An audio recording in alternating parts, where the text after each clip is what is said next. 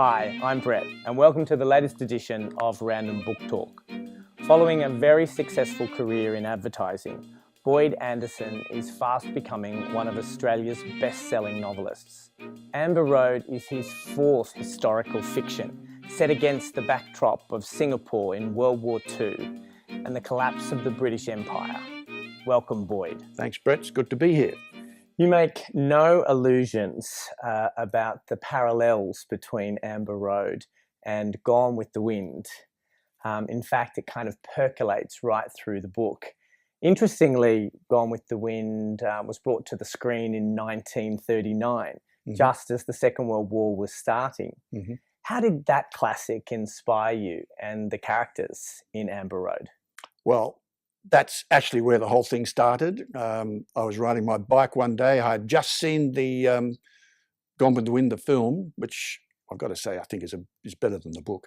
However, I'd just seen the film probably for the 20th, 30th time. Yep. And it was just, as you say, percolating around in my brain that that story about the end of the civilization of the South because of the Civil War is really not a big story when you think about what happened as a result of the Second World War. That was the end of the British Empire. Yeah. An entire empire finished. But not only did that empire finish over those 5 or 6 years, it finished on one day. The fall of Singapore was the end of the British Empire. You can date it to that one day. And that's when I started to think, that's the story I wanted to write. Then I, as you say, percolated around for a bit. And I've also found that I like the characters of Gone with the Wind.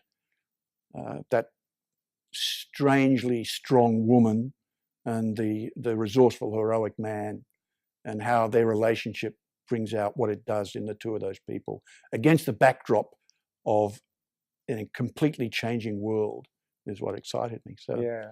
I sat down and started writing it, and I just couldn't stop writing it.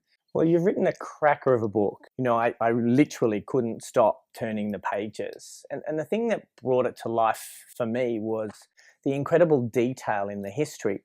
And you're right, the British Empire was disintegrating, a way of life as well. Victoria's and Sebastian's way of life is being swept aside.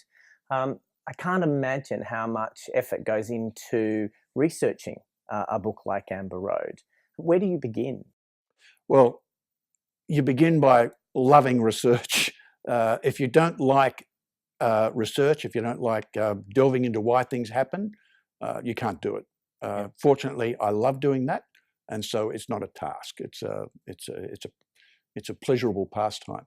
The sources I had were impeccable because apart from all the sources that are available in Google, the libraries and archives and so on, the sources I had sources in my own family.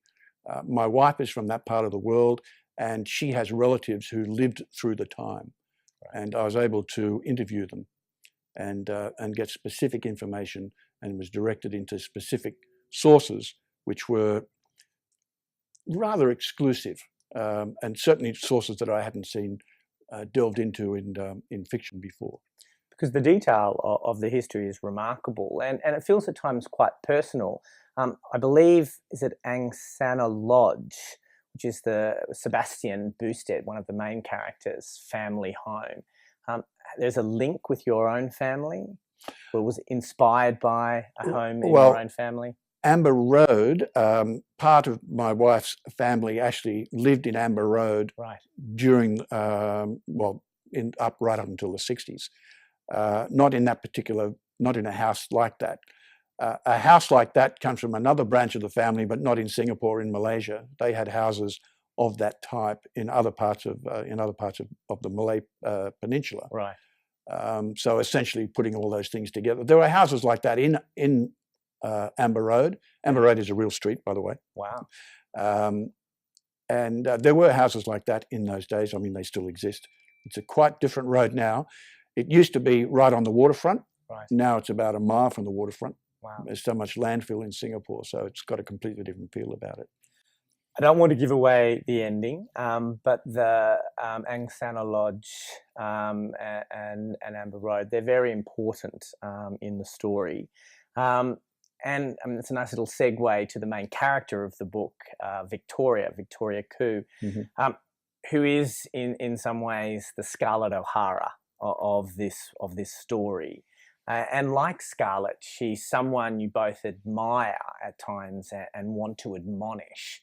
In fact, she can be infuriating at times.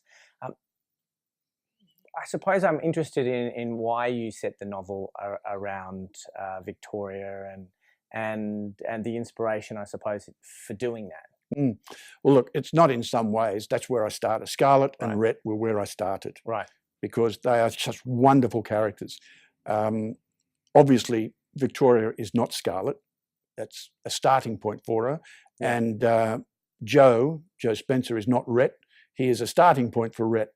And they are, because they come from different parts of the world in a completely different time in history, so they're different.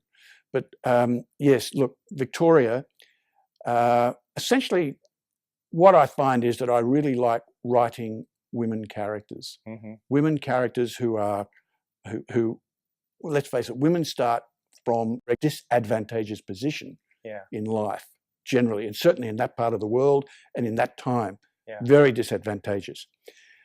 But a woman who can, through her own resourcefulness, through her relationships, through the family, and through the events that she finds herself in, manages to find within herself the power to change her life completely. I find very inspiring, and so it's not difficult to write about. It's inspiring to write about it.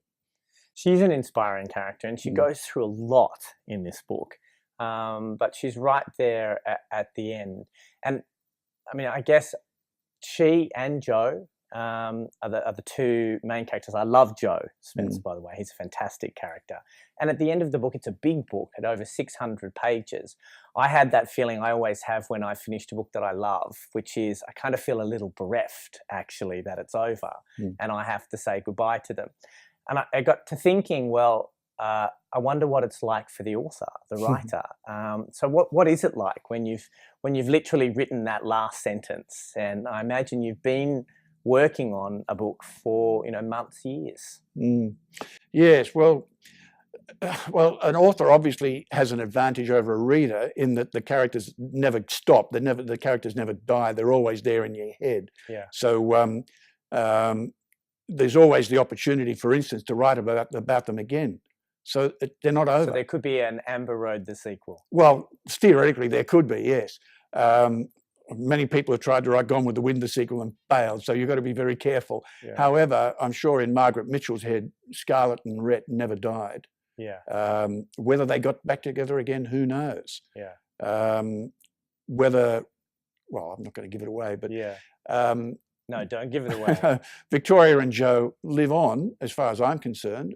So I don't feel bereft at the end of the book, because that's that part of the story. It's almost like that's a chapter which I've finished. And if I want to, I can go back to it. Whether anyone's interested in reading that's another thing. But so I guess bereavement is not part of the process. Right. Okay. Yeah, that's a good answer. I guess I'm always interested in what writers are reading. So I imagine through the process of writing Amber Road, you've read a few books as well. Do you have a favourite of the last 12 months? Of the last 12 months? Well, look, yes, writers, you have to read. I'm reading all the time. I'm reading constantly. And I guess it comes down to two types of books that I'm reading, two types of things that I'm reading. One is I'm reading for research, usually for the next book I'm writing. Certainly talking about the last 12 months. Or I'm reading for enjoyment, far less for enjoyment than a regular reader, because mostly I have to read for either research or for inspiration. Sure. So is there a standout?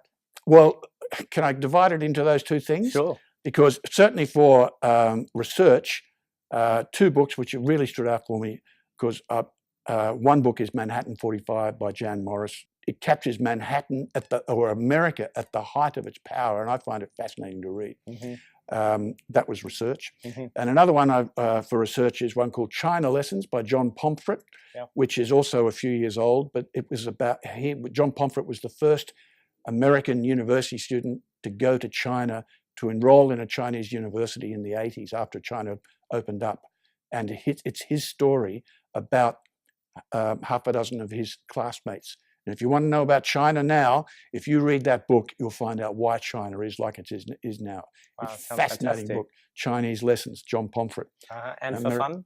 And for fun, I read Tim Winton's The Riders, which, look, that was the best book I read this year, The Riders. I hadn't read it before. I'm a late arrival at Tim Winton, which is a sad thing to say, but there you go. And I just loved it. Oh, well, thank you very much, Boyd. If you'd like to read a sample chapter of Amber Wrote, head to the website now.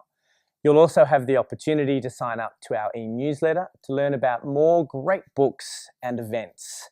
And stay tuned for the next edition of Random Book Talk. Until then.